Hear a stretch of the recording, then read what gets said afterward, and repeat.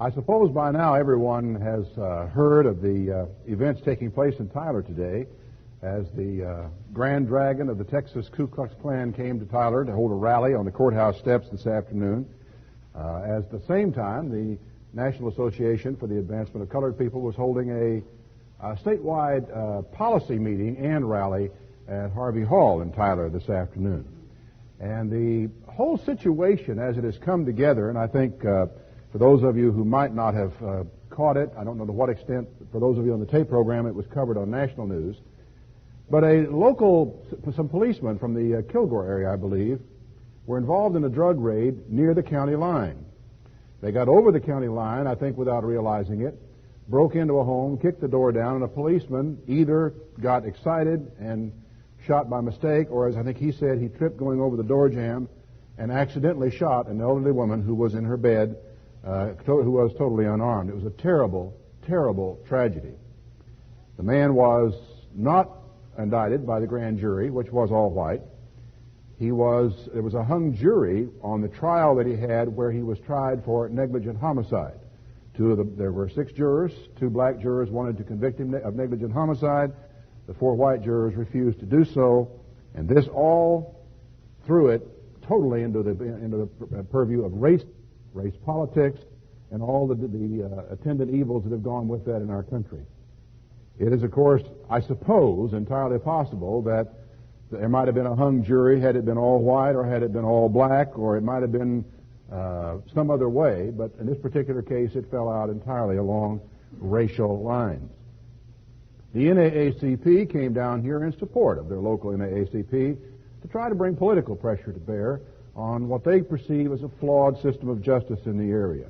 The Ku Klux Klan, it would almost be funny if it were not so serious, decided, well, if they're going to have a rally for black people in East Texas, but the NAACP will come up and have a rally for white people in East Texas, as though we in East Texas felt like we needed a rally. But nevertheless, they are, from different sides of this issue, people are approaching it in whatever way they can. The Ku Klux Klan's reputation is well known. I don't have to comment on that. But one of the most disturbing aspects of this entire thing is what someone described as the possibility of a breakdown in the system of justice. And I had not known until this morning, or I think it might have been last night when I looked in on one of the news items on this, that in a recent trial in Tyler, a jury had been hung once again and unable to convict a black man. And what was interesting about this one is that a black juror on the jury was willing to say afterwards that he knew the man was guilty, but he refused to convict based upon the racial politics and the situation that had existed in Smith County. And as of right now, Judge Tunnell has temporarily suspended jury trials in East Texas because of the difficulty, that is in his district, because of the difficulty in putting together a jury to give someone a fair trial. And this is where the system really could begin to break down. If people insist on juries of voting along racial lines and making decisions along racial lines instead of along the lines of justice, where in the world does your judicial system go from there? Blacks believe, rightly or wrongly, that whites will acquit whites who commit crimes against blacks. It's as simple as that. The trial of the 4 police officers in Los Angeles, they believe essentially that a white jury refused to convict them because the crime they committed was against a black man. And the fact now that those 4 officers are being tried one more time, the threat, it has been made openly, as a matter of fact, and it's implicit in any case, that there will be riots and burnings and lootings and murders if these men are acquitted one more time. My question is, how in the world will they ever get a jury that is unbiased, unafraid, unintimidated, in order to sit down and give these men this time, a fair trial, if indeed the last trial was not? But in our judicial system, things are just not supposed to work that way. And you're left to wonder, how in the world did we ever come to such a pass?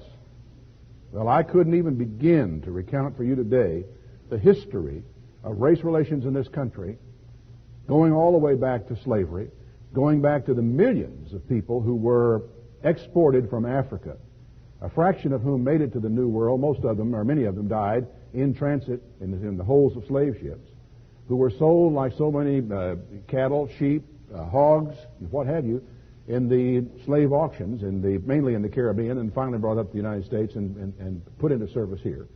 The number who died there, the number who were born into slavery, were raised up in slavery, and never knew anything from the day of their birth till the day of their death of being slaves. Of the botched attempt, did actually finally free the slaves, but the history of the botched release of the slaves as it took place at the end of the Civil War is another story that would take far, far too long to tell. But then in the generations that have followed, the attendant evils of discrimination, of prejudice, and of power politics, where people on both sides of this question use race as an issue to divide people so that they themselves can maintain whatever level of power, whatever level of influence it is they think they have or they think to want to have. The causes, you could talk about causes for how we got to where we are until the cows come home. But in fact, I think it's mainly because we as a people, black, white, Asian, Latin, Indian, whatever, is because we as a people have simply not retained God in our thoughts and in our ways. I once was talking with Mr. James about this very question, and I told him I felt that the preachers, black and white, had seriously failed their people in this generation among these people. The tragedy is here, and we see it all around us all the time. I want you to turn back with me to Psalm 10 for just a moment. The fact is that, as people today will tell you, the system that we have doesn't work. The system doesn't work. But the problem, as I see it, is not so much the system that is flawed. It's the people who go into the system, who operate the system, who participate in the system. That seems to me to be where the problem is. Now, I could suggest a different system of justice from the one we have. We've all known nothing else in our country except the system that we have, the legal system we have. The jury, the system of criminal justice. But it is not the only way these things have ever been operated in history. Israel of old had a different system.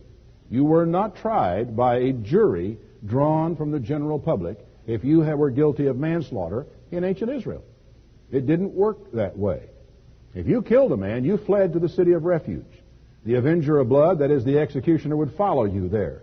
He would make his charge against you, and the elders of the city would hear the charge. Not one man, not a judge, not people drawn at random from the general population as we do in the jury system, but a group of older people. People who were mature, who led the community, were respected by the community, and who had the confidence of the community that they could make judgments in difficult matters. They made these judgments. God backed up their judgment. Those judgments stood. So it was a different way of doing things. And I think you could argue in our country that there are times when a simple random selection of a jury from a general population is not necessarily going to get you a group of people from which you can get the best decision that might be made in a court case, in a court of law. But it's a good system. It has worked, and it could still work if it were not for the fact that by and large we have left God out of the picture. And the truth is that one of the primary reasons that we have come to the place we are today is because we have not followed with God in the way that we have dealt with the poor. Now, I want to take the word poor in a very broad sense, because the way in which the term is often used in the Bible does not simply mean economically disadvantaged, I don't believe. Not merely in the sense of not having money in the bank or having cash on hand. Poor is a bit more than that. And when the Bible speaks of categories of people, it combines several groups of them together. Widows, orphans, the poor, the stranger, that is the person who came from another place. There are categories of people, all who fall into a broad category of people who are at a disadvantage in your society. People talk about minorities and minority groups and minority privileges and minority rights. Well, okay, fine. The disadvantaged are, I suppose, a minority in any civilization.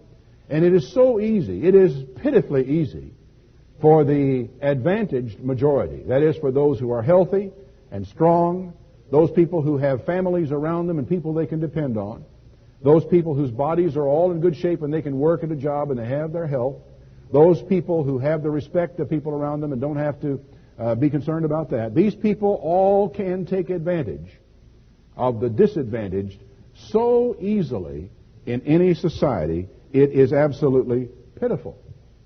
The stranger, that is the person who is an immigrant into our country, the black who was brought to this country as a slave and then just released finally and given so many acres and a mule, as it were, as I guess in Texas.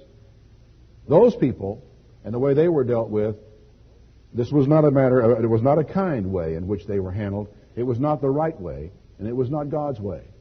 Now back in Psalm, the 10th chapter, I want to read some of these things and go through a few scriptures with you today that talk about the way in which you deal with disadvantaged people.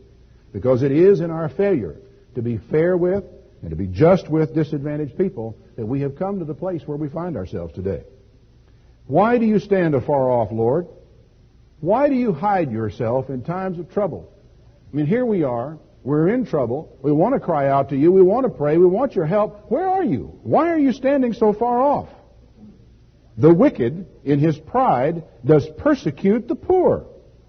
That's a real simple answer, isn't it? Why are you hiding yourself from us? Here's your answer. It's because the wicked, in his pride, persecutes the poor. Let them be taken in the devices they have imagined. For the wicked boasts of his heart's desire, and he blesses the covetous, whom the Lord hates. Interesting question. Our society seems over several years now, over several generations, to more and more to bless the covetous. The person we admire is the person who is greedy, the person who wants to acquire, the one who get his hands on everything he can possibly get his hands on, and at whatever cost. It's almost impossible in many cases to acquire the kind of wealth that some people acquire without in some way oppressing the poor. He blesses the covetous, but what's also interesting about this is, it says that's a person whom God abhors.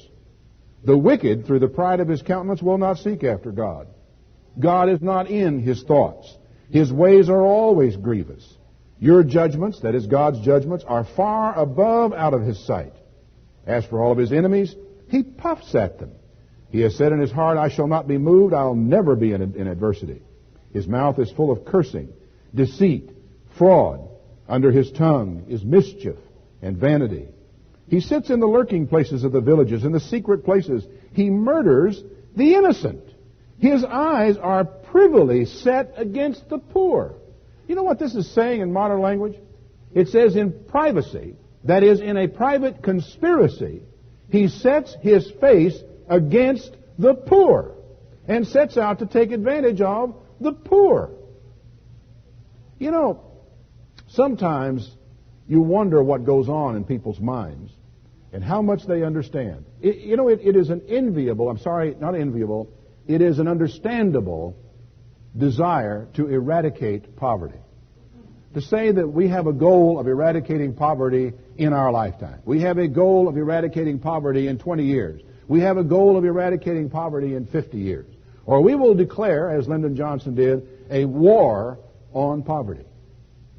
One of the most striking things about the teachings of Christ is that on a day when someone had come to him and broken and put a very expensive ointment upon him, Judas Iscariot said, why wasn't that ointment sold and given to the poor? Jesus said, the poor you always have with you. In the Old Testament, the same sentiment is there. The poor will not cease from off the earth. They will always be there. Now, what goes on in our minds that we would think that there's something that we can do to eradicate poverty? To make Jesus, I would never say to make Jesus a liar, but to prove him wrong in saying, no, we can eradicate poverty. The biggest problem with that, the biggest error I think that's involved in that is the people do not understand or even begin to understand the complexity of poverty, the causes of poverty, and what would have to be done to eradicate poverty. Turn back with me, if you would, to the 28th Psalm, because I want to try to help you understand something today that oftentimes is just simply not understood. In the 28th Psalm, the Proverbs chapter 28, I'll get it right in a moment. Proverbs chapter 28, and beginning in verse 19. He that tills his land shall have plenty of bread. He that follows after worthless pursuits shall have poverty enough. Now let me ask you this. If the following of worthless pursuits, now what sort of thing would that be? Well, you can pick your own.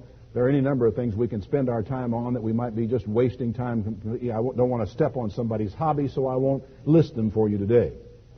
But one of the causes of poverty is the pursuit of worthless things, following after worthless things. Now, if we're going to declare war on poverty, then, we are going to have to somehow stop people from pursuing worthless things, wouldn't we? From engaging in worthless pursuits? One would certainly assume that if this is a cause, if this is one of the underlying things that we're going to deal with, that somehow we should deal with that. Turn back a few pages to chapter 23, if you would. Chapter 23 and verse 21. For the drunkard and the glutton shall come to poverty, and drowsiness shall clothe a man with rags. In other words, drowsiness or laziness, a lack of energy, and of course drunkenness and alcoholism are going to lead a person to poverty. In fact, I think if you were to go somewhere where there's a high concentration of homeless people and go wandering around the back alleys and checking them on the grates and wherever they happen to be sleeping on these cold nights, you're going to find a very, very high percentage of those men and women who find themselves out there are alcoholic. They are there because of abuse of a drug. They simply could not control it. They thought maybe at one time of their life they could. They drank, they kept on drinking, and finally they'll wind up with no home, no family, no place to go, and they become a citizen of the streets, sleeping on gratings, eating food out of garbage cans, digging around in smelly, fish-laden, as I saw one man this last week, digging around trying to find aluminum cans while his wife sat over to one side so that they could get enough money together, I guess, to go buy some food so they could eat. People come to this because of things they do. Now, let's pass a law. Let's declare war on this. Don't let people be lazy. Well, how are you going to keep that from happening? How are you going to do that? How are you going to stop people from drinking? Well, we tried that back in Prohibition, and we caught the cure and nearly died. I mean, it was terrible, the things that did to our country when we tried it. It just didn't work. Turn back, look over the page here to chapter 24 and verse 30. I went by the field of the slothful and by the vineyard of the man void of understanding. And lo, it was all grown over with thorns. Nettles had covered the face thereof, and the stone wall was broken down. And I looked at it, and I considered it well, and I looked upon it and received instruction. Yet a little sleep, a little slumber, a little folding of the hands to sleep. And so shall your poverty come as one that travels, and your want like an armed man. Laziness, drowsiness, sleeping when you ought to be working, this is a major contribution to poverty. Okay? If you're going to declare war on poverty, then you need to go around knocking on doors and being sure people aren't sleeping in the afternoon when their yard needs to be mowed. That's almost the only message you could get out of this one if you're going to solve it. His hedge needs clipping. Get inside, wake him up. He must be watching a football game, perhaps on television, following a worthless pursuit, instead of out there clipping his hedge. He'll be a much better man for it. Let's go in there and get him and force him to do it. Well, that's what you do in certain types of authoritarian structures, isn't it? Well, it's the only way I can see to deal with this particular cause of poverty. Chapter 21, verse 17. He that loves pleasure shall be a poor man, and he that loves wine and oil shall never be rich. Self-indulgent. All of us love pleasure. I mean, who doesn't love pleasure? I mean, the pleasurable things, enjoying things, games, play. There's a place and a time and a place for everything. And when it says he who loves this, I must presume he's talking about an inordinate love. The kind of a guy who spends all of his life, tallying up baseball scores and collecting baseball cards and going to baseball games and watching baseball on television, which it does seem to me that's one thing that you can almost watch any time, all the time, in the summertime in this country is baseball. But let's don't let people do that. Maybe what we should really do, we can probably really improve the economy if we just outlaw baseball. No takers. I get dumb silence out of everybody on that one. They don't see, surely we're not going to think about outlawing baseball. Well, but you see, if you're going to eradicate poverty, Somehow or other you're going to have to do that kind of thing, aren't you? And deal with things at that level. Chapter 19 and verse 15. Slothfulness cast into a deep sleep, and an idle soul shall suffer hunger. I know what let's do. Let's just get people who don't have a job, gather them all up, put them into platoons, and let's see to it that they work 8 hours a day, every day, and let's don't let them, sit down until they've gotten through. We can solve that problem. And we can solve the problem with all these homeless people. Let's gather them up again, put them up in lines and platoons and companies, and put company commanders over them, and we can make them work. We can see to it they have a place to live. We can see to it they have food to eat. Of course, what many people don't understand is that you go out there and pick up some homeless person, take him to a shelter, give him some food and clothing, and set him up in there and say, this is a safe place for you to be, and you'll turn around in a couple of days and he will be gone. Be gone. Well, how do you solve the problem then? If every time you get close to one of these things, the person you're working with slips out on you. Coming back now to chapter 10 of the book of Proverbs, verse 4. He becomes poor that deals with a slack hand, but the hand of the diligent makes rich. He that gathers in the summer is a wise son. He that sleeps in harvest is a son that causes shame.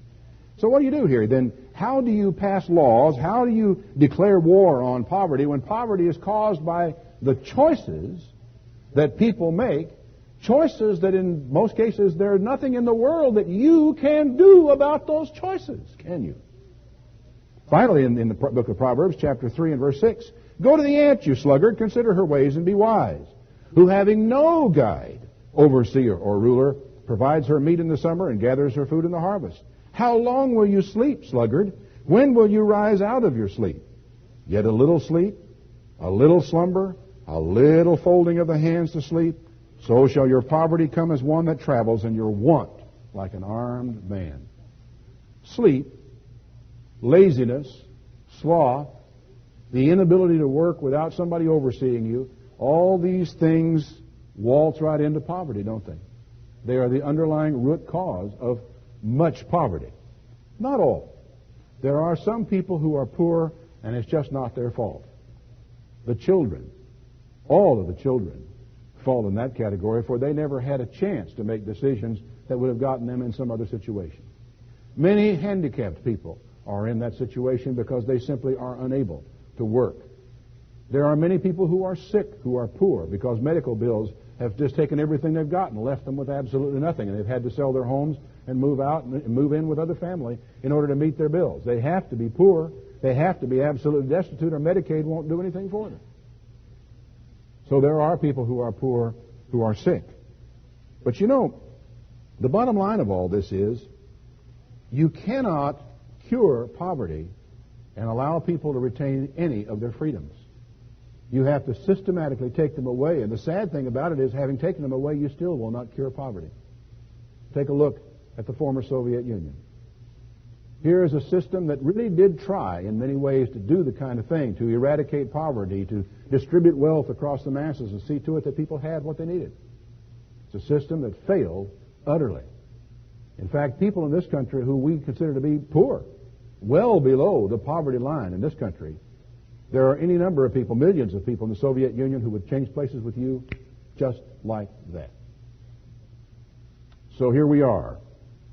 Now back in the 10th Psalm again, we find this wicked person who is oppressing the poor.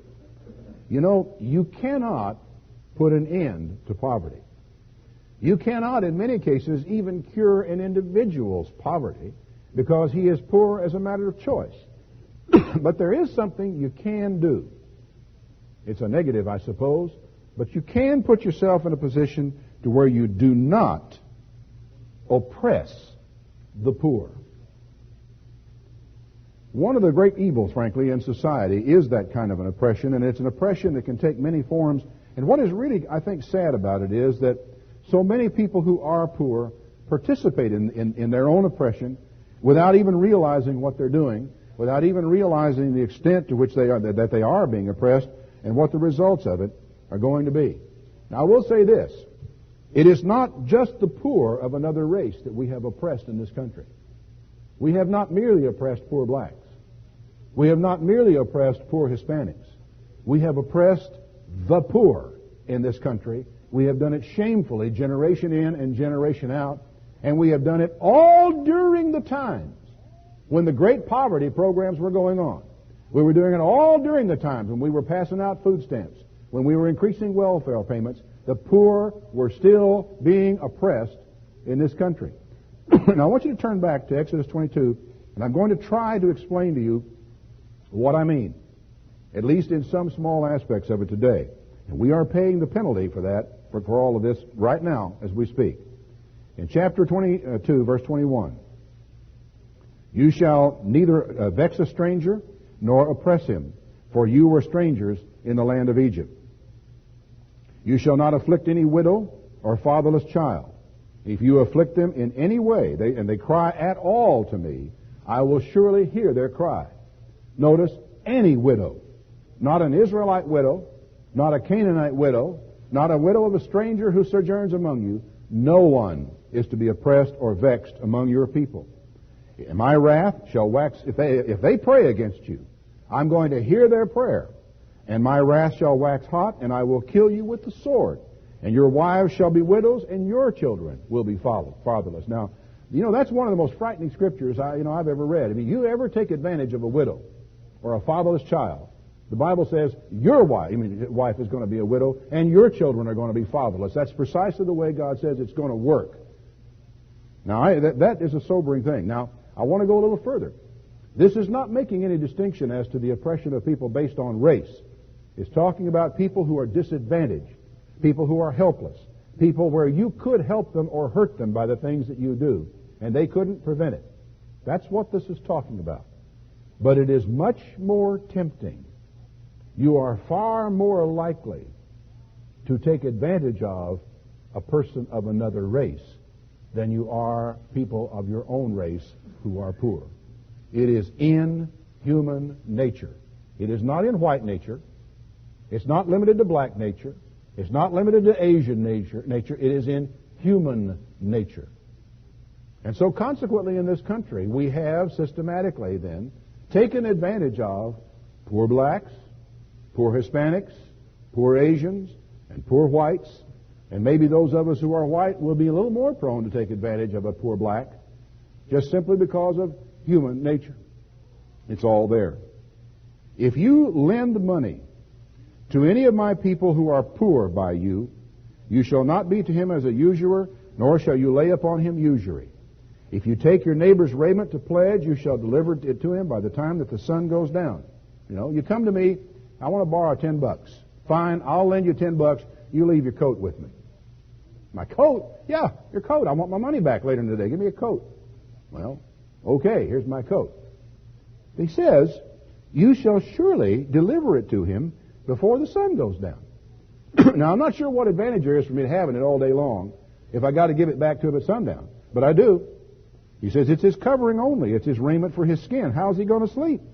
It shall come to pass, when he cries unto me, I will hear, because I am gracious. And you are not. That's what he basically boiled down to say. I mean, I am gracious, and I'm going to hear a poor person, even if you won't. Now, in our country, we have developed over the years, and our economy is so plugged into it, I just honestly couldn't tell you how in the world we would ever get out of it. But it costs a poor person in this country about 25% more to buy something than it does someone who is wealthy. I ask you, is that just? Is that fair? No. You don't want to know what I mean? Well, if I want to go down and buy myself a new television set, I can waltz down to Sam's Wholesale Club down here, and I can write them out a check for that television set, and I can walk out with it. If a poor person wants to buy that television set, he won't get it at Sam's in the first place, because Sam's is a cash and carry place, right? He'll go down to one of the other stores, Sears, Montgomery Ward, SR Superstore, some of the places around town that give you credit. And he will sign a paper with these people, with either a credit card or with some kind of a credit allowance, to pay interest, oftentimes at rates ranging from 18 to 24%. Most of your credit cards now are at 24%. There are some. If you don't need the credit, you can generally get the credit for a lower interest than the person who needs the credit, right? We all know that, don't you? And this is the way these things work. So consequently, the poor person goes down, has to pay more for the television set in the first place, then will pay interest on his credit card for all this period of time. And he wants it, and we run ads to make him want it, and then after he goes down and buys it, we charge him more for it and then charge him interest for the money we lend him to buy the thing.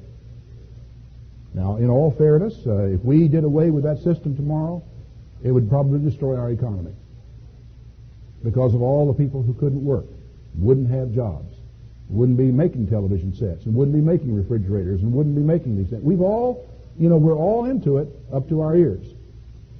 But the poor people, who oftentimes do not understand, they have to sign disclosures that tell them how much they're spending, and even if they do understand it, they haven't been trained to really care that much, and in many cases they just frankly don't understand how to get out of it. So I know what we can do. We can prevent poor people from buying things they can't afford. Maybe that will solve the problem. Well, we have in Congress, both in Austin and in Washington, D.C., a bunch of lawyers. They say that if you give a child a hammer and that's the only tool he's got, only toy he's got, everything around him looks like a nail. It's got to be hit on. Or they say if the only tool you've got is a hammer, everything looks like a nail. Well, if you give a problem to a bunch of lawyers, then what are they going to do to solve it? Pass laws. But how in the world do you pass laws to deal with poverty? Well, we can rob the rich and give to the poor. Robin Hood did that. And, of course, nobody has the right to do that anymore now except the government. And does that work? Have we solved anything with that? We may be able to help people here and help people there, but we don't seem to have solved anything in any of these efforts we make at this kind of work. The only time it seems to me, I ever really see poor people help very much is when some individual reaches out and touches their life and tries to help. Turn back to Leviticus, the 19th chapter. Leviticus chapter 19 and verse 15. You shall do no unrighteousness in judgment. You shall not respect the person of the poor, nor honor the person of the mighty, but in righteousness shall you judge your neighbor. When you get a court, and of course this commandment is really given to the judges, when you have a court, when you have a jury, when you have a judge, when you have lawyers in here to try the case, this tells us you're not supposed to respect either side of this thing. You're not supposed to give judgment to the poor because he is poor. You're not supposed to twist judgment that direction. And you're not supposed to give judgment in favor of the mighty because he is mighty. But tell me something. Is there anybody here that really honestly believes that you're not in a much better position going into our legal system today with money than without? Is there anyone in here who believes that wealthy people are as likely to go to jail for a crime, the same crime, as a poor person is likely to go to jail? I don't believe that. I really don't. Our system is skewed. Now, God's law says, don't do that. But how do you change it? How do you make it different? How do you get down into these things and make them what they ought to be? Turn back to Deuteronomy, the 15th chapter. Deuteronomy chapter 15 and verse 7. If there be among you a poor man, one of your brethren with any of your gates in your land which the Lord your God has given you, you shall not harden your heart nor shut your hand from your poor brother. One of the most difficult tasks and one of the most awkward things you ever face in life, it seems like, is when you come face to face with a poor person who's asking you for help. A lot of people would feel like walking across the street or going someplace else. How many times in my lifetime I have encountered either a hobo on the street with his hand out saying, hey, can you spare a dime, can you spare a buck? And I hate to say this, but I know how many times in my lifetime I have hardened my heart against it. Now, I have got justifications for that I could give you that would last longer than this sermon as to why I wouldn't give the man any money. And maybe I shouldn't give him any money. But the problem is not whether or not I give him the money. The problem is that I have hardened my heart against it. That is not the same thing as not giving him money. The not giving him money can follow on the heels of not hardening your heart, if you decide for some other reason not to give it to him. But you know, there is no question in my mind that when you meet the panhandler, and you give him money, the chances are very good he will go buy alcohol or booze or drugs or something like that with it. They are very good that will happen.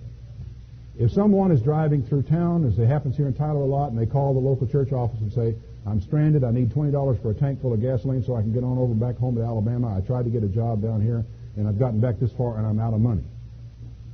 You have no way of knowing if you give that person $20 that he hasn't also gotten $20 from Green Acres Baptist Church, First Baptist Church, First Presbyterian Church, or any of the other little churches around town, and actually in the course of a day's phone calls in Tyler, made more money than I did. I have no way of knowing that. But what I do have is instruction from God that I am not to harden my heart. I am not to allow myself to become cynical. As I've said before, I'll say again, it is far better to be taken advantage of from time to time than it is to turn away from someone who really is in need. Boy, there's a lot of hurt in this world. There's a lot of poverty in this world. There's a lot of sickness and disease. And I saw a piece yesterday about Somaliland and Africa and the famine that's going on there that absolutely broke my heart. I was in tears. And you just feel helpless, that there is nothing you can do. And there isn't about Somaliland. It's too far away. But there are people who are poor, who are near you. And one of the keys to not hardening your heart is to help in those areas where you know you really are helping. There are those areas, you know. There are places where you do know that what you do is helpful and that it is being used right. And the truth is that if you are helping in those situations, you're not hardening your heart if you refuse to help someone whom you very strongly suspect, have every reason to believe, is ripping people off. Right? We understand that combination. Don't harden your heart. You open your hand wide to him, and you shall surely lend him sufficient for his need that he wants. Notice it's talking about brother. It's not talking about, situations where there are people you don't know. There's presumably somebody you at least know something or have reason to know a little bit about. Don't harden your heart against him. Open your hand to him and lend him sufficient for what he needs. And beware that there not be a wicked thought in your heart, saying, the seventh year of the year of release is at hand. Now, let me explain what that means. Some guy comes along and says, I need to borrow some money from you, and I will pay you back. Say, okay, sure, how much do you need? And you peel off about $3 $100 bills, and you give it to him. He goes his way. He says he'll pay you back. And you have a right to go to it and say, hey, pay me back. However, in Israel of old, every 7 years, all those debts got canceled. See, they were all written off, and you couldn't go collect the debt after the 7th year had passed. Now, he says, beware lest your wicked heart come up to you and say, hey, it's only 6 months until the year of release. I don't know if you ought to give this guy that kind of money. He says, don't let yourself think that way. He says in verse 9, beware that there be not a thought in your wicked heart saying the 7th year, the year of release is at hand, and your eye be evil against your poor brother, and you give him nothing, and he cry to the Lord against you. Uh-oh. Here it is again. If this person cries to the Lord against you, and you neglected to help someone who really did need, here it is. The Lord will hear it. He said, you'll give it to him. You shall surely give to him, and your heart shall not be grieved when you give to him. For this thing the Lord your God shall bless you in all your works and all you put your hand to. Oh, now there's something worth knowing, isn't it? There is something really worth knowing. This is a promise from God, that when someone who is in need comes to you, and you, without being stinting, and without worrying about getting it paid back, or worrying about how long it is to getting canceled, or worrying about him going bankrupt, or worrying, you say, hey, how much do you need? And you pick it up. God says, I will bless you. It's a promise. In whatever you put your hand to. For the poor will never cease out of the land. Therefore I command you that you shall open your hand wide to your brother, to the poor and the needy in your land. The poor will never cease out of the land. They're always here. I guess in a way it's almost as though God says to us, the poor are always here so that you will have a chance to be good to people. So you will have a chance to be kind. So you'll have a chance to open your hand and be generous and good-hearted in giving. Now, of course, the Bible is not telling us that we don't have common sense. It's not telling us that you just give away everything you've got. It's not telling you to be careful about what you're doing.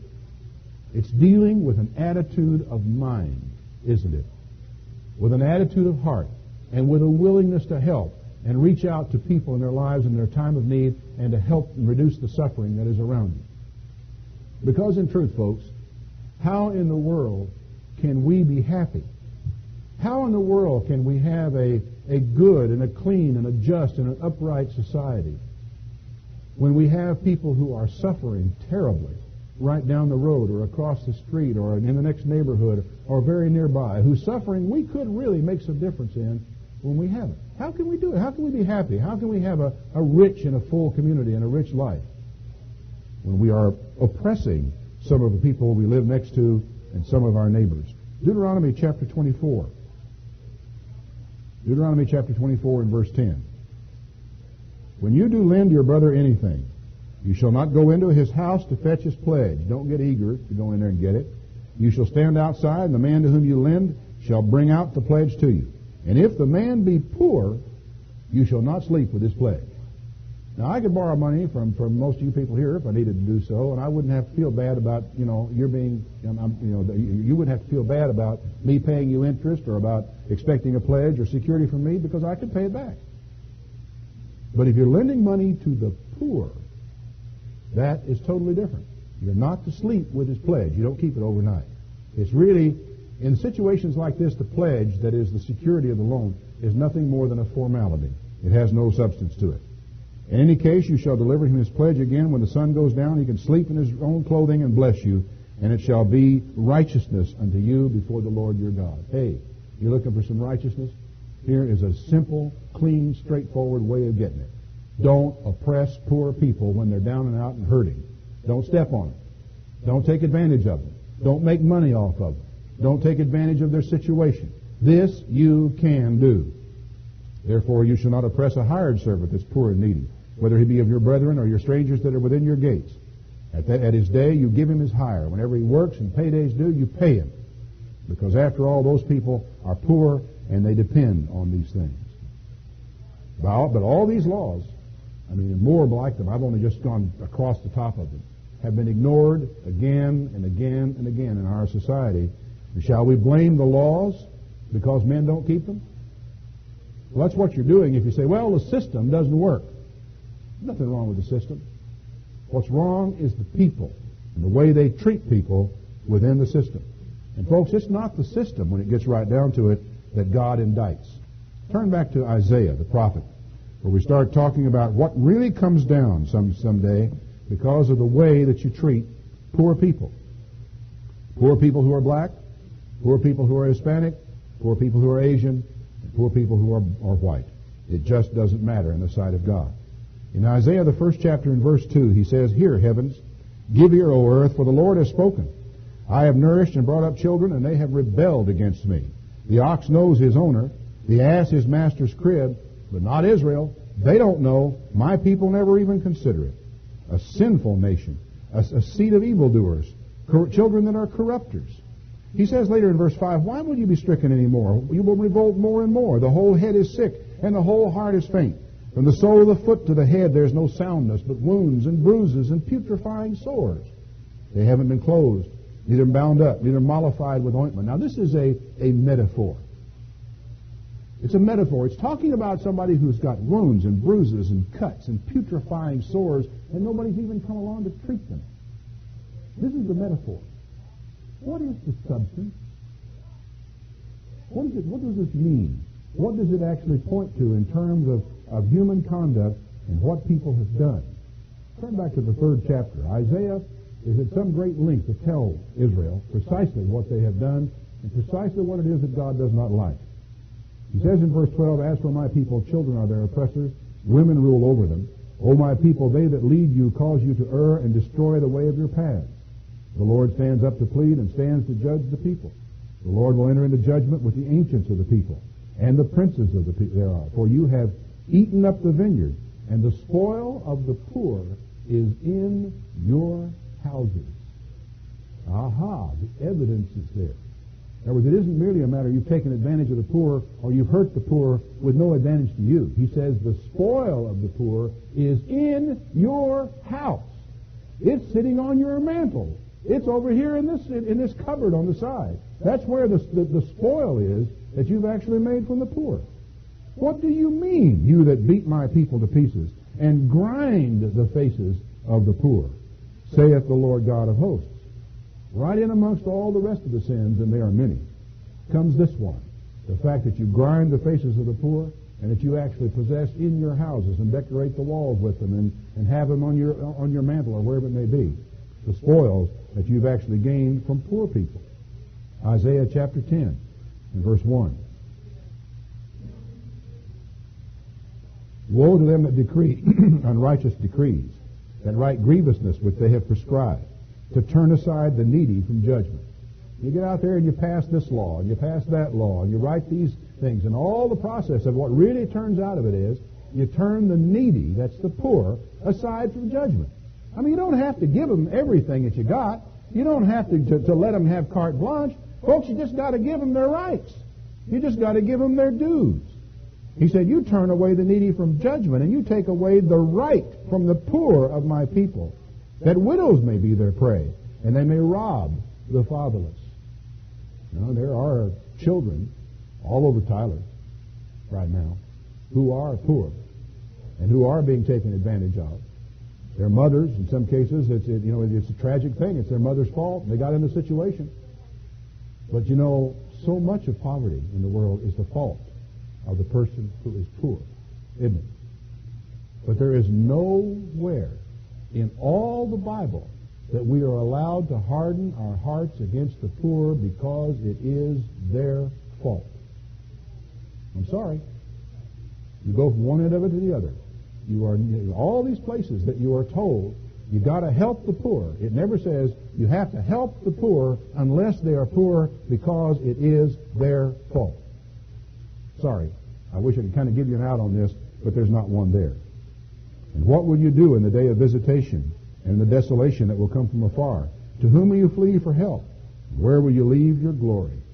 Where is it all going to be when all is said and done? Because you have not taken care of the poor. Isaiah 11, verse 1. There shall come forth a rod out of the stem of Jesse, and a branch will grow out of his roots. And the Spirit of the Lord shall rest upon him, the Spirit of wisdom and understanding, the Spirit of counsel and might, the Spirit of knowledge and of the fear of the Lord. And shall make him of quick understanding in the fear of the Lord, and he shall not judge after the sight of his eyes, nor reprove after the hearing of his ears. This, you know what all this is? This is one of those millennial scriptures.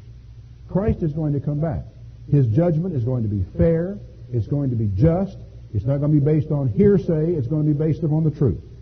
With righteousness he will judge the poor, and reprove with equity for the meek of the earth.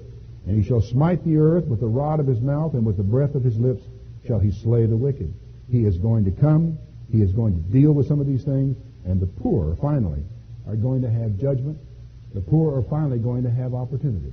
But in all of this, come God's kingdom, the poor aren't going to be handed, they're not going to be handed food on a silver platter.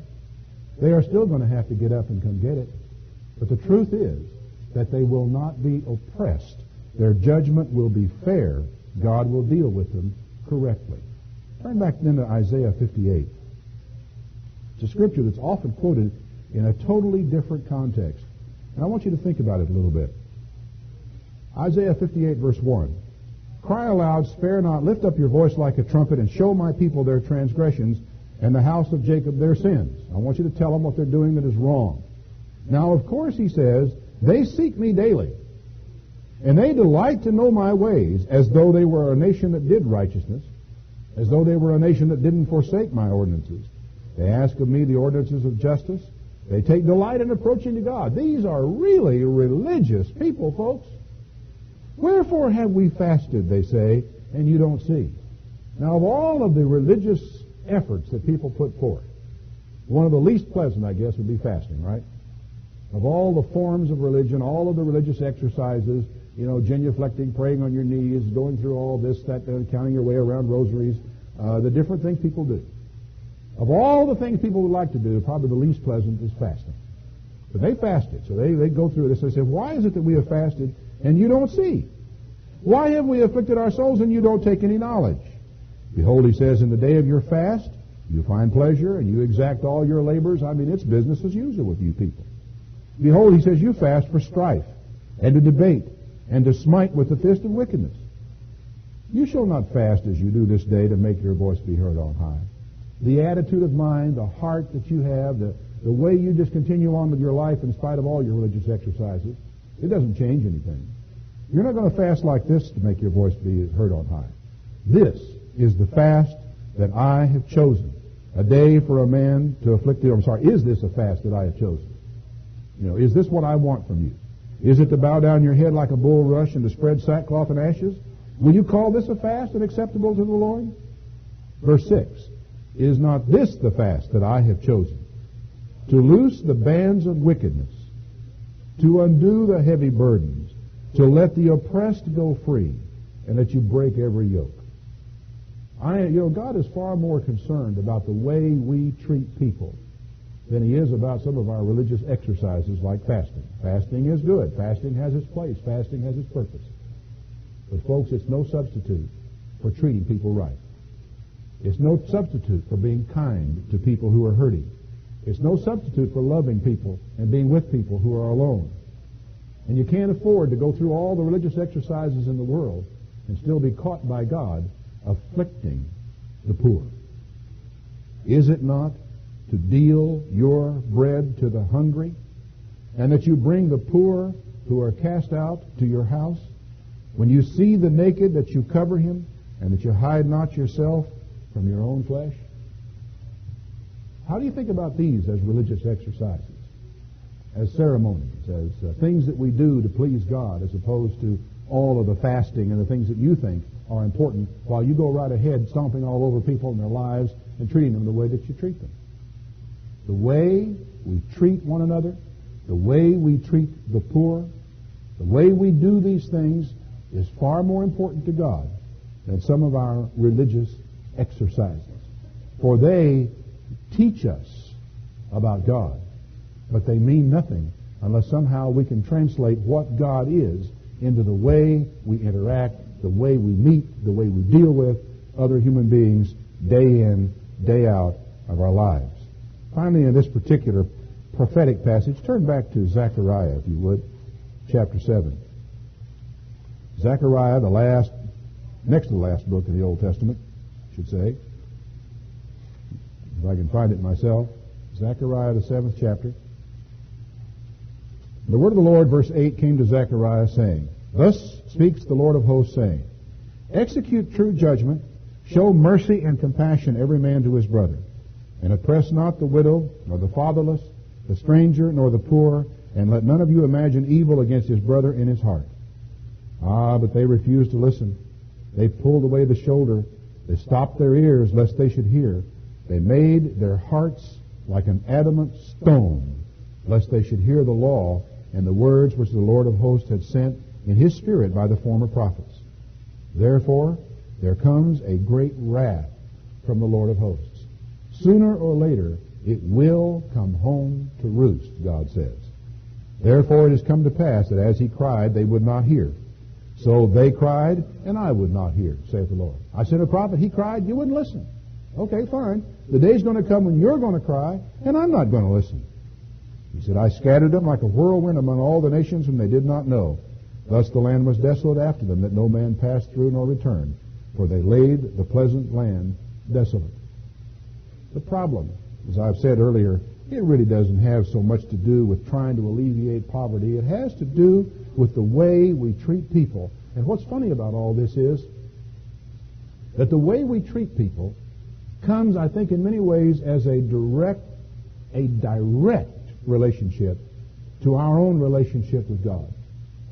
For the truth is that if the love of God is shed abroad in our hearts by his Holy Spirit, as we are told, then there ought to be abundant love in here that can find some sort of expression toward the poor, toward people of another race, toward people of another culture, toward people of another way of going about doing things, toward people who are feeble-minded, toward people who are out of work, toward all these things. There ought to be, if the love of God is in us at all, it should find some way out, some way of expression in all these things where we come into contact with other people. Back in Deuteronomy 10, in conclusion, there's a very important scripture along these lines. Deuteronomy 10, and I'll begin reading in verse 19.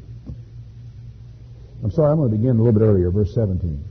For the Lord your God is a God of gods and a Lord of lords, a great God, a mighty and a terrible, who doesn't regard persons and doesn't take bribes. There's no way you can buy yourself out of anything with him, and he doesn't care what color you is, what size you are, no matter what you are. God doesn't care, right? He says, he does execute the judgment of the fatherless and the widow, and he loves the stranger in giving him food and clothing. God loves the stranger. God loves the widow. God loves the orphan. God loves the poor. He loves the disadvantaged. Love you, therefore, the stranger, because you were strangers in Egypt.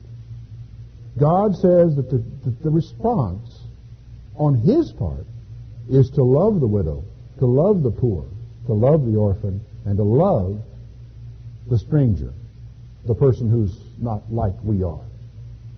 And if he says that he loves them, then if we are to be his children, then somehow we have got to find it in ourselves to love them too. To love one another, to love the poor, and to find some way in which the love of God, which is in us, will prevent the hardening of the heart, prevent the cynical attitudes, will help us to find a way to reach out, not to the whole world because we're just each of us one person, but to reach out to those places in the world where we are and to the people with whom we come into contact, and to share the love of God for his poor.